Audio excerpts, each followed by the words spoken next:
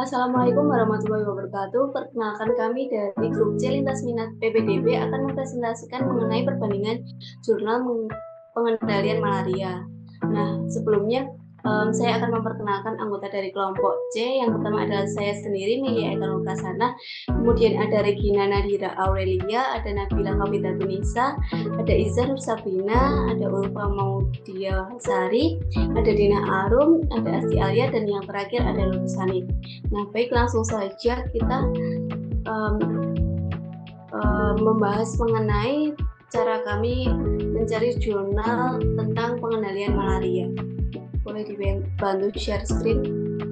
Nah, sebelumnya untuk materi yang kami ambil mengenai malaria ini diambil dari website dari Scopus dengan kata kunci yang telah kami pilih. Nah, berikut merupakan kata kunci yang kami gunakan. Kemudian kita cari.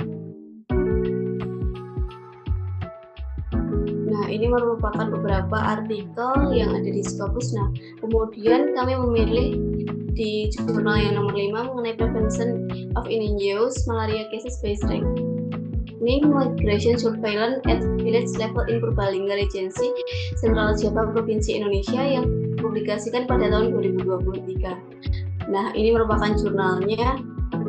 Nah, begitu pula untuk beberapa jurnal yang kami ambil. Dari total ada 8 jurnal yang kami ambil dari Scopus. Nah, ini adalah beberapa jurnal yang telah kami ambil. Langsung saja kita ke tabel perbandingan dari jurnal internasional tersebut. Baik, selanjutnya langsung saja ke hasil dari perbandingan yang telah kami lakukan. Dengan pembanding yang kami lakukan yaitu meliputi metadata artikel, latar belakang studi, metodologi penelitian, dan juga yang terakhir pembahasan. Langsung saja untuk artikel yang pertama dapat dilanjutkan oleh teman saya. Baik, untuk jurnal yang pertama dengan judul Prevention of Indigenous Malaria Cases by Strengthening Migration Surveillance at Village Level in Purbalingga Regency, Central Java Province, Indonesia.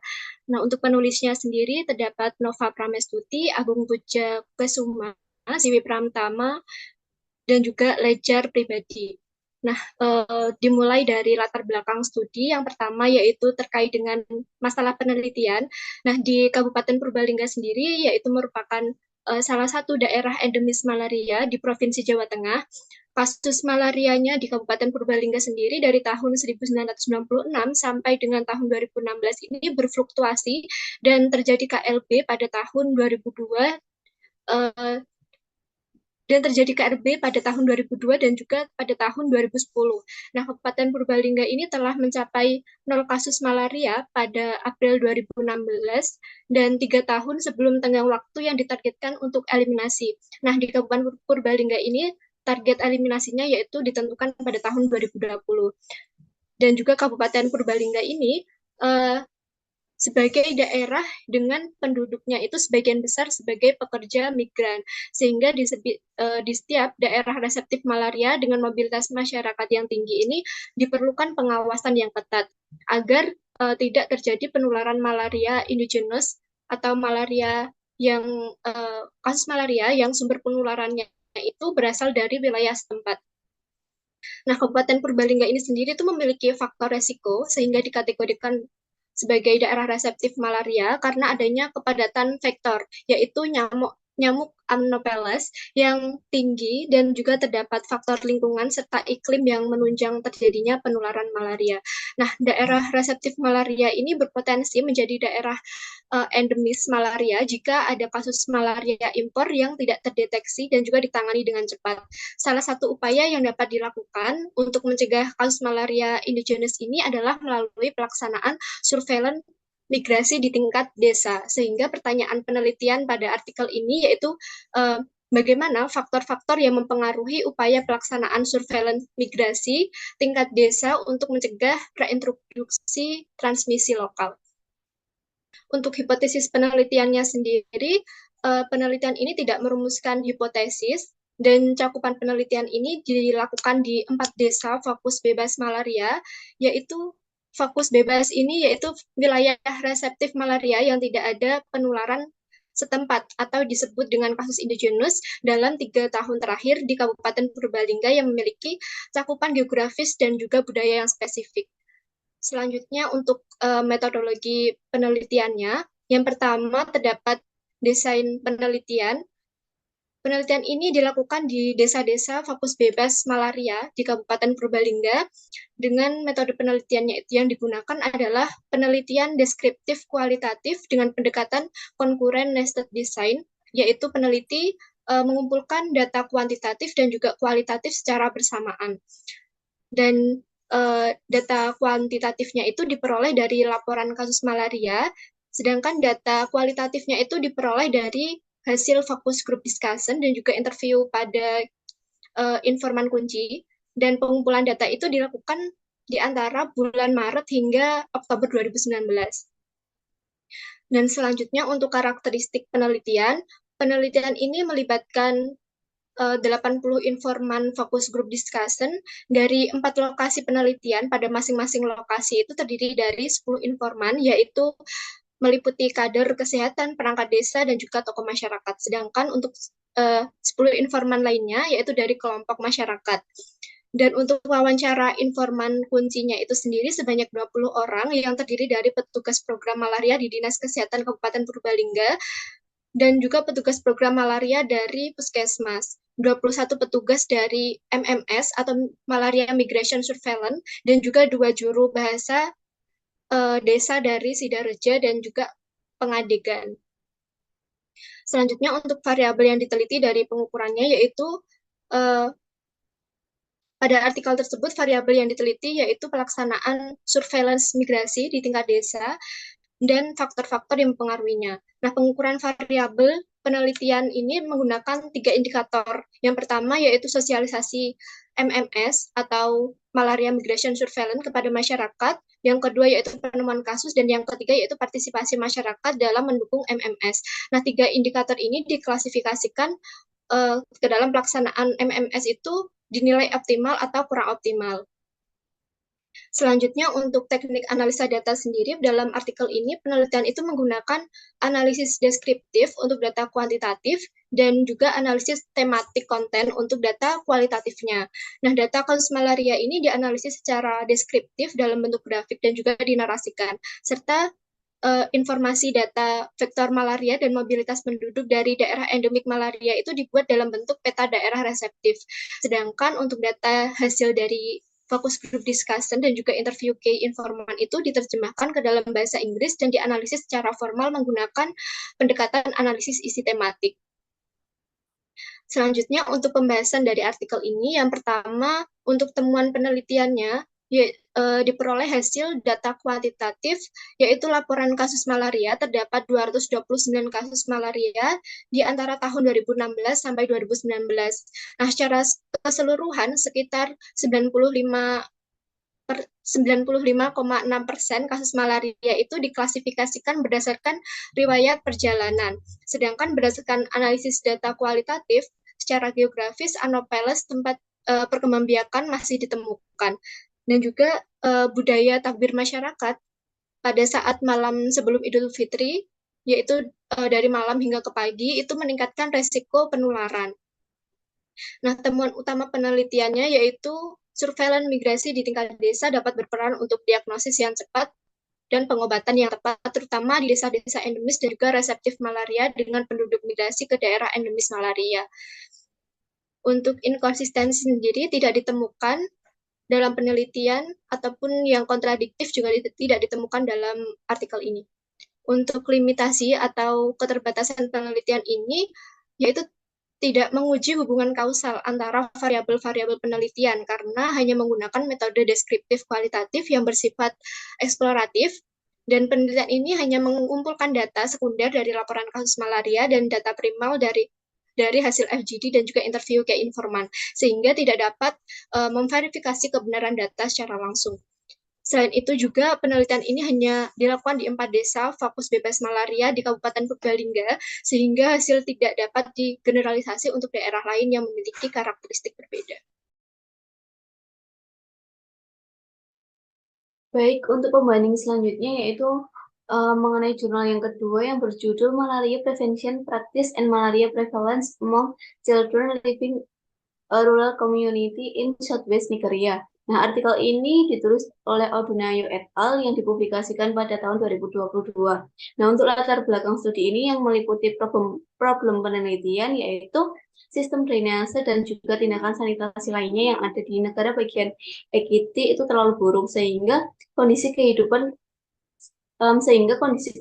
mendukung penularan terjadinya malaria yang sangat tinggi.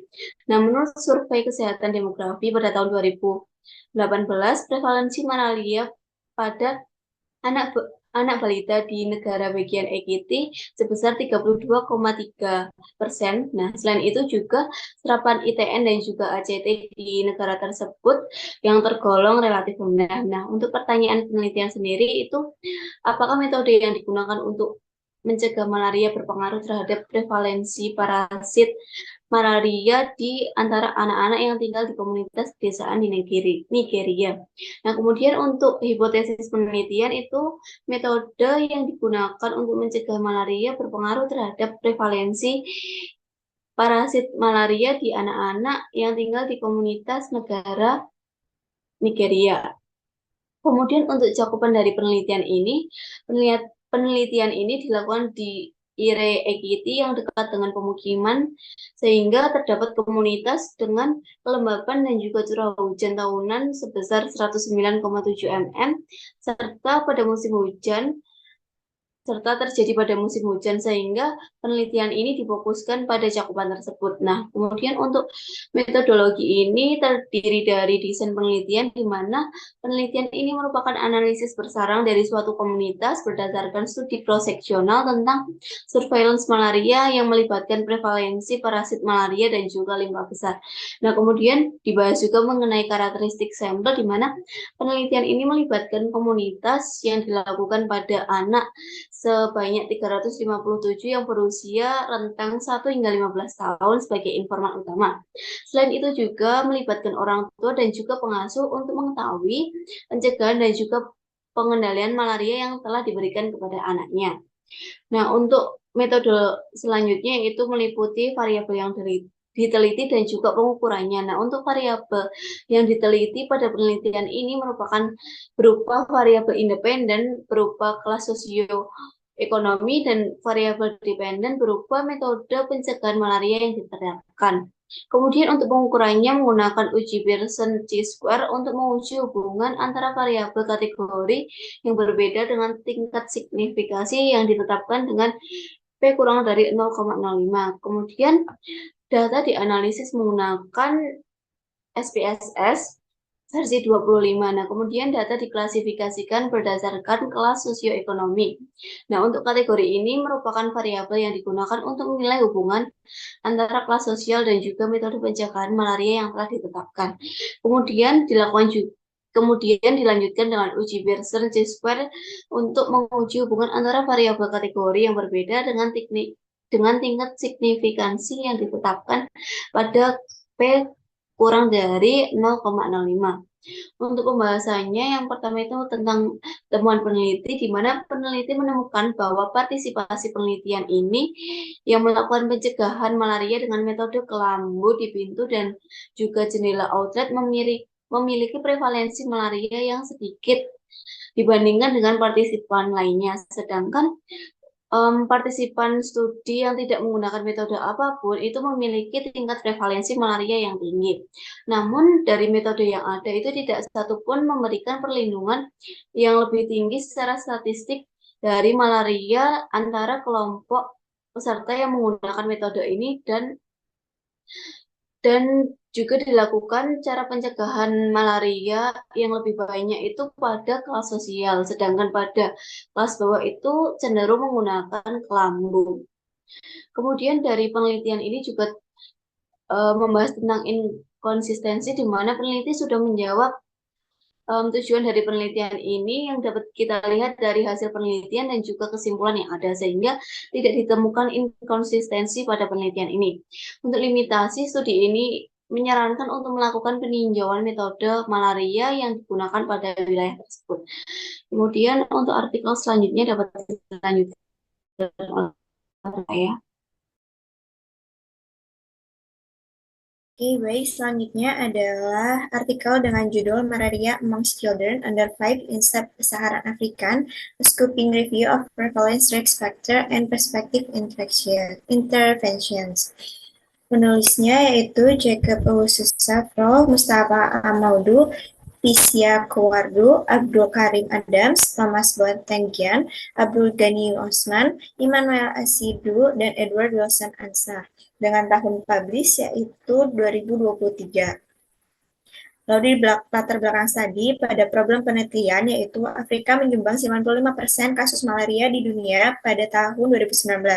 Di tahun yang sama juga, 96% dari kasus kematian akibat malaria di dunia adalah dari Afrika. Di samping upaya pelindungan dari malaria yang sudah dilakukan pada tahun 2020, angka kematian akibat malaria masih tinggi. 2/3 dari kematian akibat malaria di wilayah sub-Saharan Afrika adalah anak-anak di bawah 5 tahun. Dalam dua dekade terakhir, banyak kebijakan dan intervensi yang telah diterapkan untuk mengendalikan malaria di tingkat global. Namun, kebijakan dan intervensi ini terbang 47% angka kematian anak di bawah 5 tahun antara tahun 2000 sampai 2019. Terlepas dari pencapaian yang luar biasa ini, seorang anak di bawah 5 tahun meninggal karena malaria setiap 2 menit. Artinya masih banyak yang harus dilakukan untuk melindungi anak-anak yang rentan, terutama anak di bawah 5 tahun. Lalu untuk pertanyaan penelitiannya yaitu bagaimana peta bukti prevalensi malaria dan faktor kontekstual di antara anak di bawah 5 tahun di Afrika Sub-Sahara, serta peta bukti pendidikan kesehatan dan promosi yang menargetkan malaria pada anak di bawah 5 tahun. Untuk hipotesis penelitiannya, penelitian ini tidak memiliki hipotesis karena merupakan studi literatur dengan metode scoping review.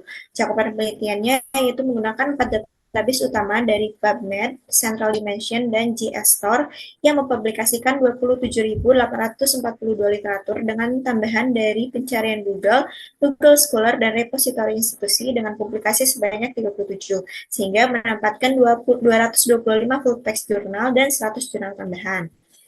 Metodologinya untuk desain penelitian studi ini adalah studi literatur dengan metode scoping review menggunakan 4 database utama dari PubMed, Central Dimension, dan JSTOR.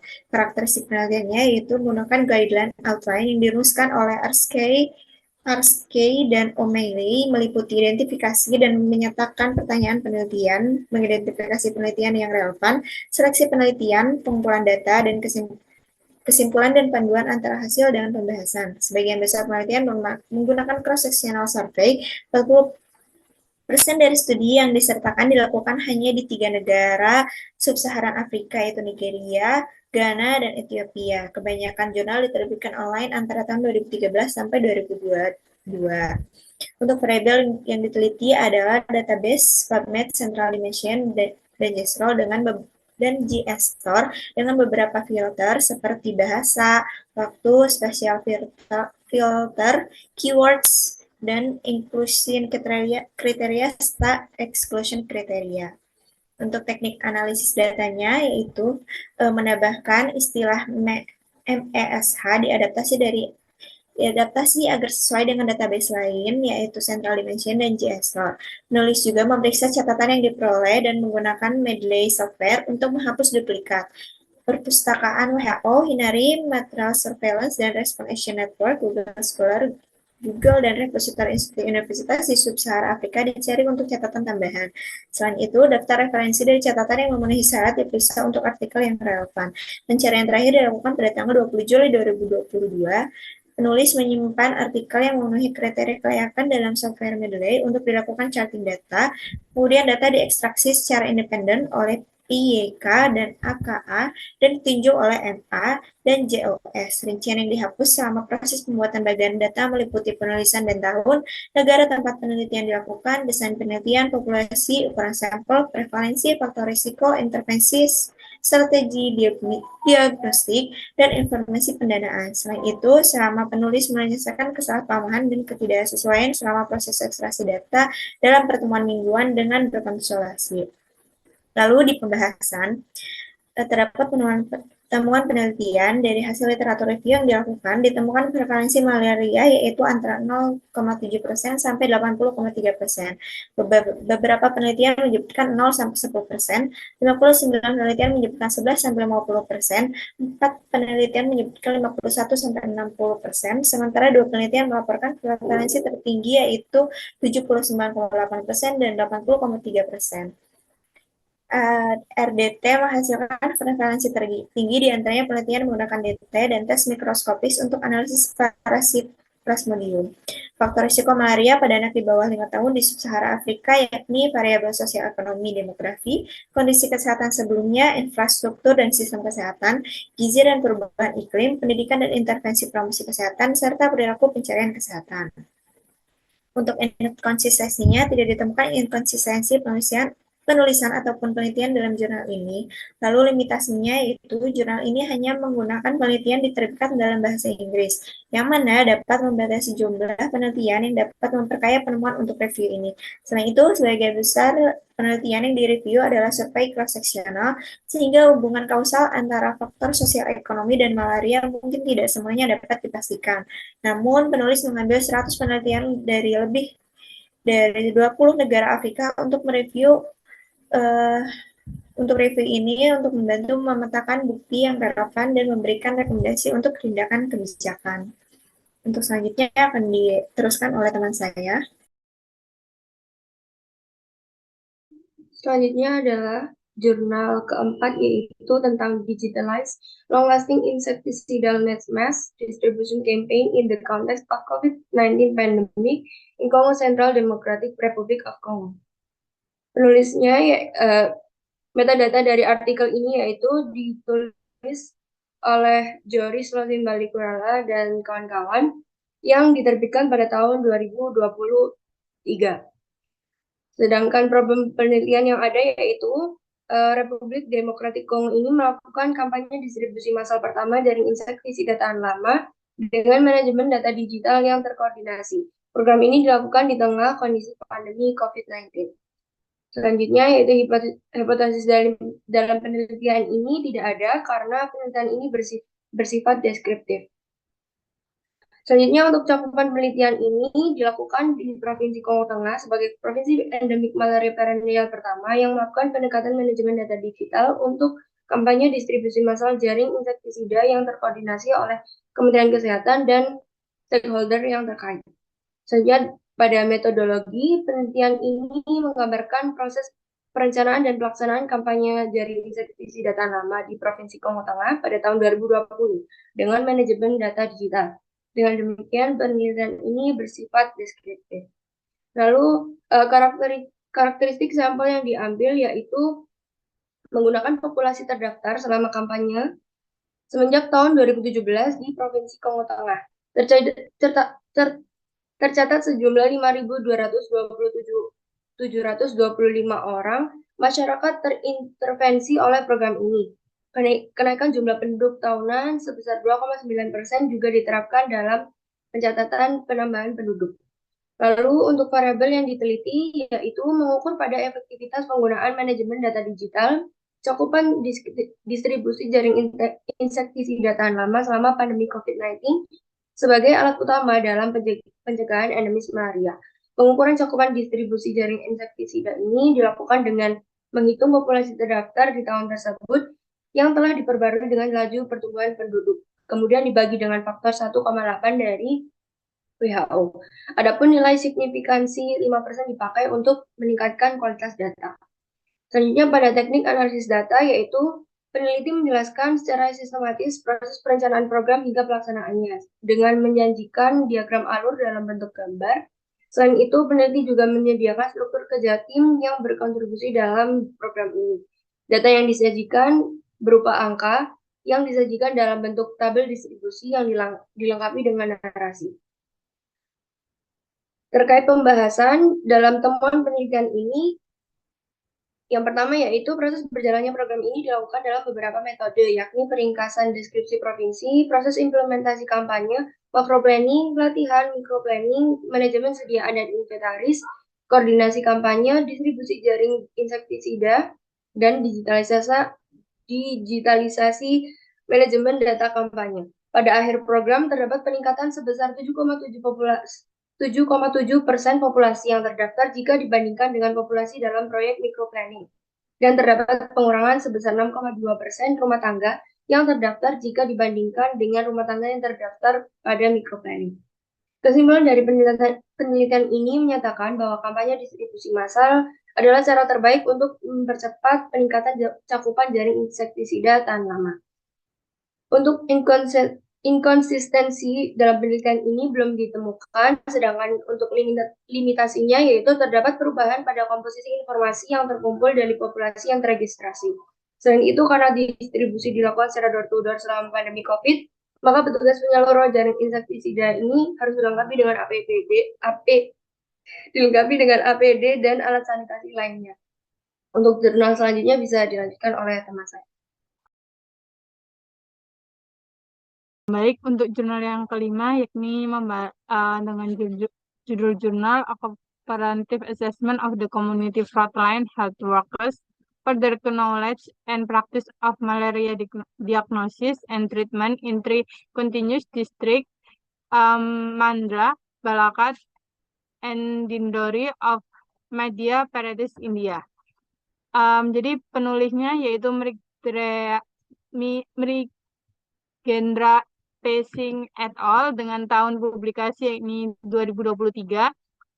Pada latar belakang studi terkait dengan problem penelitian, pada saat ini kasus malaria itu meningkat sebesar 14 juta dan kematian sebesar 69.000 pada tahun 2020. Di India, penurunan sebesar 46% telah dilaporkan antara tahun 2020 dan 2019. Pada tahun 2017, proyek demonstrasi pemberantasan malaria melakukan penilaian kebutuhan akredited Social Health Active atau ASAS di Kabupaten Mandla. Terkait dengan pertanyaan penelitian, yakni peneliti ingin mengevaluasi terkait dengan dampak pelatihan terhadap pengetahuan dan juga praktik ASA terkait malaria di Mandla. Untuk hipotesis penelitian sendiri, yakni peneliti ini memiliki hipotesis bahwa terdapat pengetahuan yang tidak memadai dalam mendiagnosis dan juga pengobatan malaria. Cakupan penelitian ini dilakukan pada masyarakat yang berada di 2 kabupaten, yakni bersebelahan yakni Balagat dan Dindori. Terkait dengan metodologi desain penelitian ini menggunakan studi cross-seksional yang dilakukan selama inisiasi MADP atau Malaria Elimination Demonstration Project. Kemudian juga dilakukan sebuah wawancara. Karakteristik sampel sendiri pada penelitian ini, responden yang digunakan adalah sebesar 200 orang yang dalam pemilihan responden itu melalui metode simple random sampling yang berbeda dari setiap kabupaten dengan menggunakan teknik probability proportional to size. Variabel yang diteliti pada penelitian ini mengukur tentang pengetahuan, sikap, dan praktek terkait malaria. Selain itu juga mengukur tentang pemberian pelayanan kesehatan di Mandla dan Dindori untuk melakukan pengukuran terkait malaria, tentang etiologi, penyakit, pencegahan, diagnosis, menggunakan regresi logistik multivariat dengan efek terkontrol dari semua paparan. Teknik analisis data dilakukan dengan R412 untuk Windows R, Foundation for Statistical Computing Vienna, Austria. Perbandingan temuan antara Mandla, garis dasar, Balakat, dan Dindori dilakukan mengacu pada Mandla, garis akhir menggunakan statistik deskriptif sederhana. Dengan begitu, pembahasan yakni terkait dengan temuan penelitian, peningkatan signifikan dicatat di antara ASA Kabupaten Mandla antara 2017 dan 2021 dalam pengetahuan terkait penularan malaria, tindakan pencegahan, kepatuhan terhadap kebijakan obat nasional, diagnosis menggunakan tes diagnostik cepat dan identifikasi kelompok usia tertentu, paket blister terapi kombinasi artemisinin berkode warna lebih dari 0,5. Analisis regresi logistik multivarian mengungkapkan bahwa peluang awal Mandela adalah 0,39, 0,48, 0,34, dan 0,07 kali lebih rendah. Tentu untuk pengetahuan terkait malaria tentang etiologi penyakit, pencegahan, diagnosis, dan pengobatan. Masing-masing adalah lebih dari 0,001, selanjutnya peserta di distrik, Balakat, dan Dindori menunjukkan peluang yang jauh lebih rendah untuk pengetahuan dan praktek pengobatan dibandingkan dengan Mandela dan Endelin. Terdapat inkonsistensi karena adanya penelitian ini ditemukan bahwa penemuan kasus malaria di Dindori tidak didukung oleh tingkat pengetahuan dan praktek ASA dan beban kasus kabupaten karena pada penelitian ini juga menerangkan bahwa perlu adanya indikator tambahan seperti manajemen program dan yang lainnya. Limitasi pada penelitian ini, keterbatasan penelitian terletak pada wawancara yang harus memiliki tingkat pendidikan minimal lulusan perguruan tinggi dan memiliki pengalaman kerja 3-5 tahun dalam melakukan survei kesehatan masyarakat. Selain itu, wawancara juga hanya dilakukan dalam bahasa lokal, yaitu bahasa India, di mana tidak seluruh orang dapat menjadi responden. Selanjutnya bisa dilanjutkan oleh teman saya. Baik, selanjutnya adalah jurnal yang berjudul International Border Malaria Transmission in the Ethiopian District of Lare, Gambela Region, Implication for Malaria Spread into South Sudan. Jadi bagian pertama yaitu metadata artikel. Di sini terdapat 11 penulis untuk artikel ini, dan artikel ini dipublikasikan pada tahun 2023.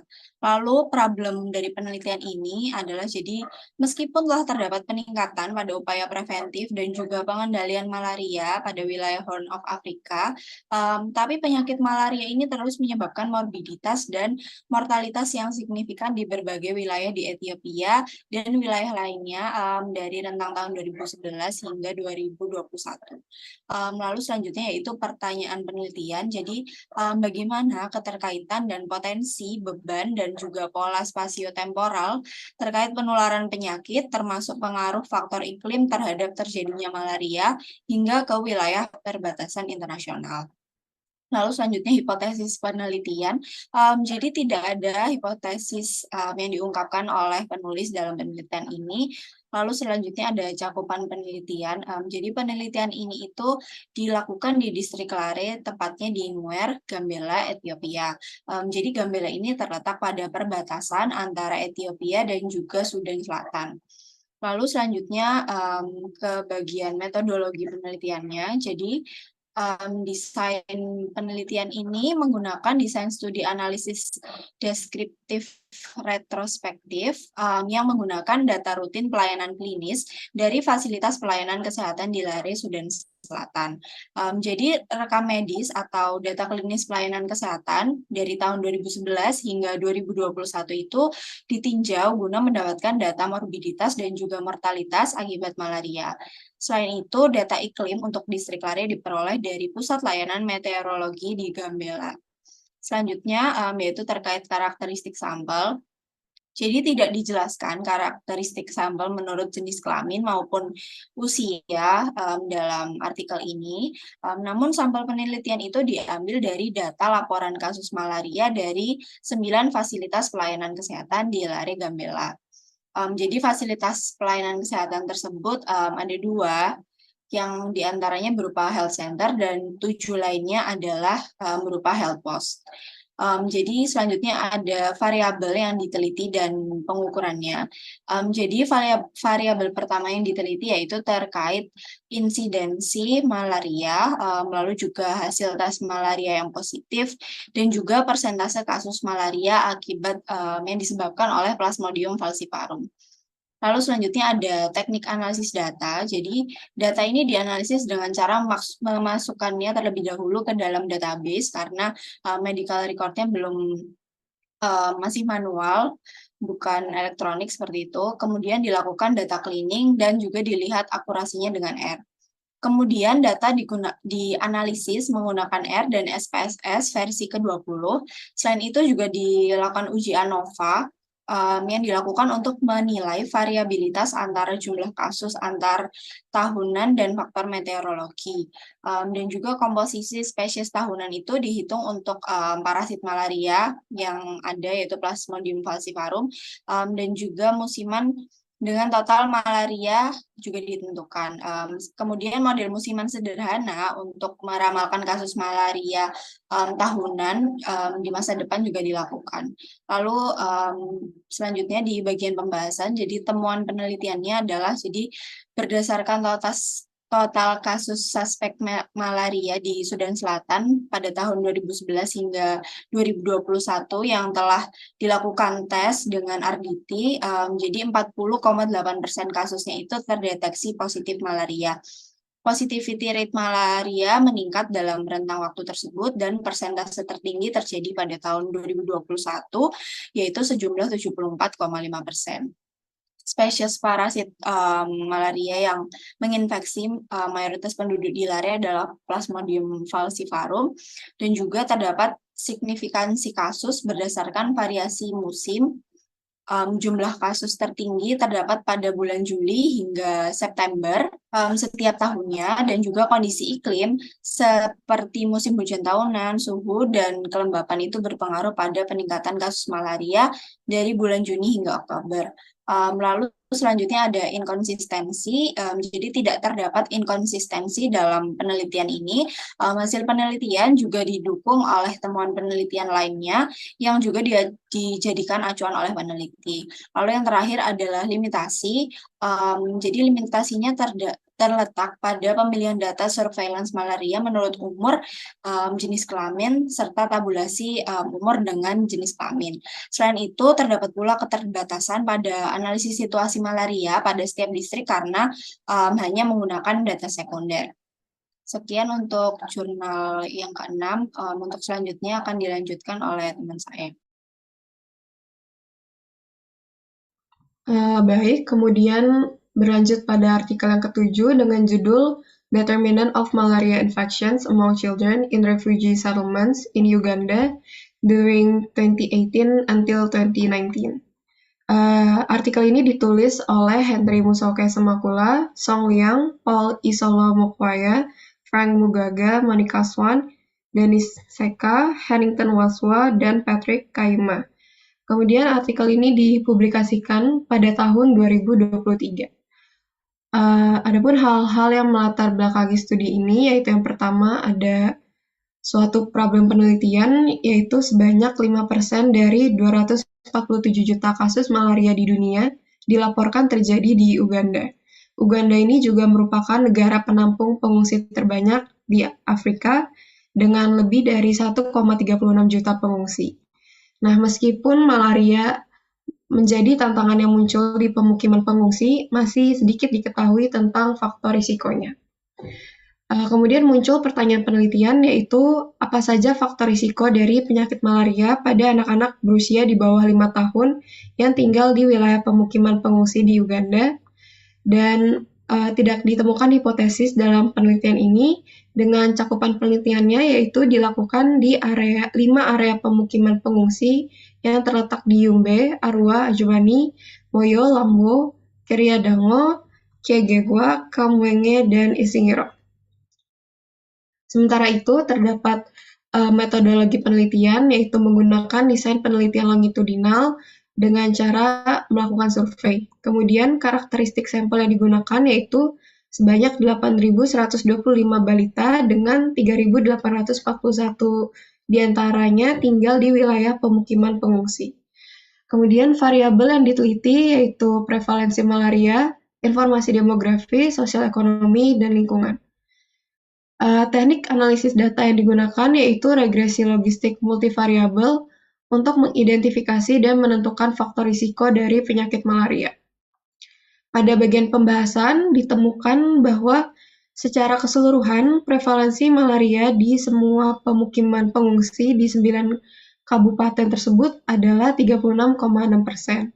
Infeksi malaria ini ditemukan lebih tinggi di pemukiman pengungsi yang terletak di beberapa kecamatan seperti Isingiro sebanyak 98,7%, Kiegegwa sebanyak 58,6%, 6% dan Arua sebanyak 57,4%.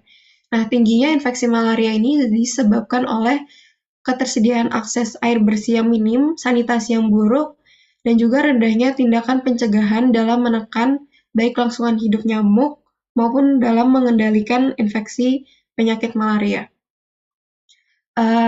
Kemudian untuk inkonsistensinya, tidak ditemukan inkonsistensi dalam penelitian karena diketahui bahwa kesimpulan yang ada telah menjawab tujuan dari dilakukannya penelitian tersebut.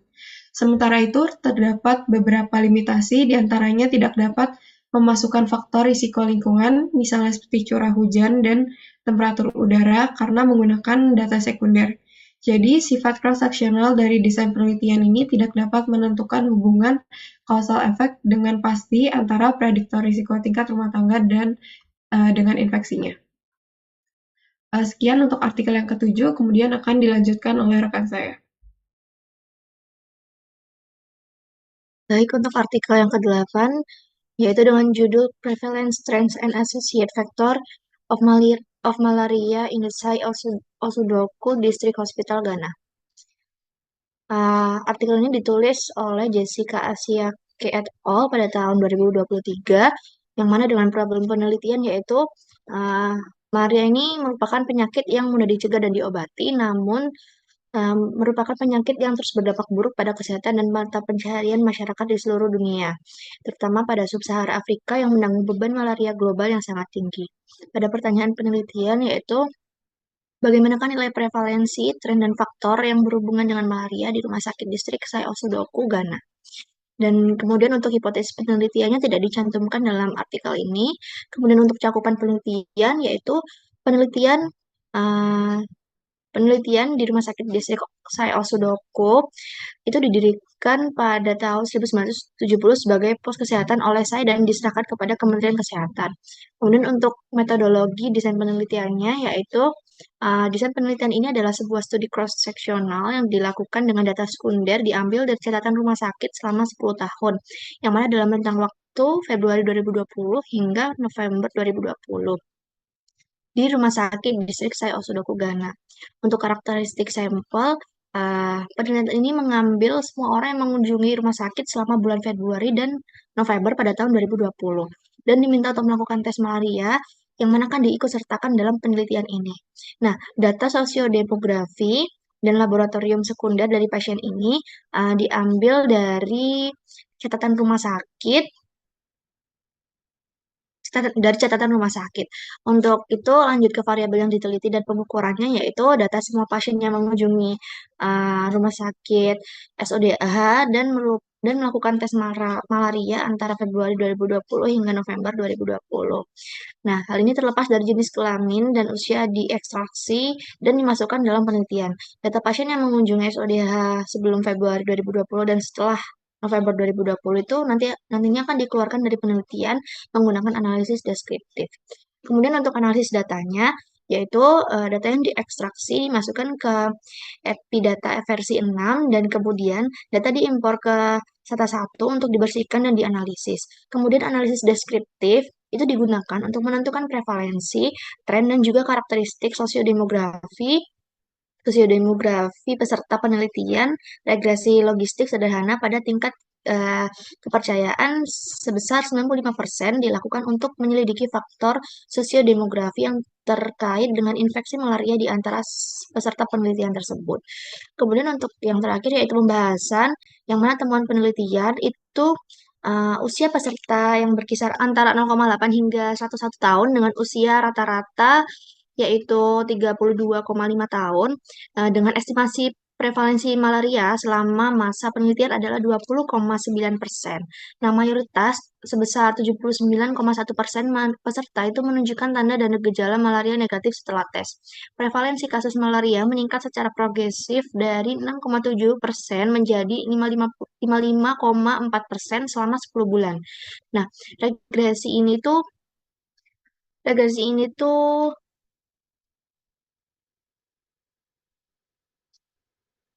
Regresi ini tuh merupakan regresi logistik sederhana yang mana pada tingkat kepercayaan 95% mengungkapkan bahwa kelompok umur, jenis kelamin, status tempat tinggal, agama, pekerjaan, dan status perkawinan secara statistik berhubungan signifikan dengan malaria.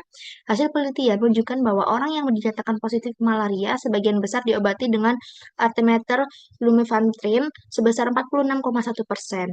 Beberapa kasus positif malaria diberikan injeksi artesunat sebesar 11,6% dan juga dihidroartemisinin piperacin itu sebesar 16,2% dan juga artemether lumefantrine oral sebesar 6,5%.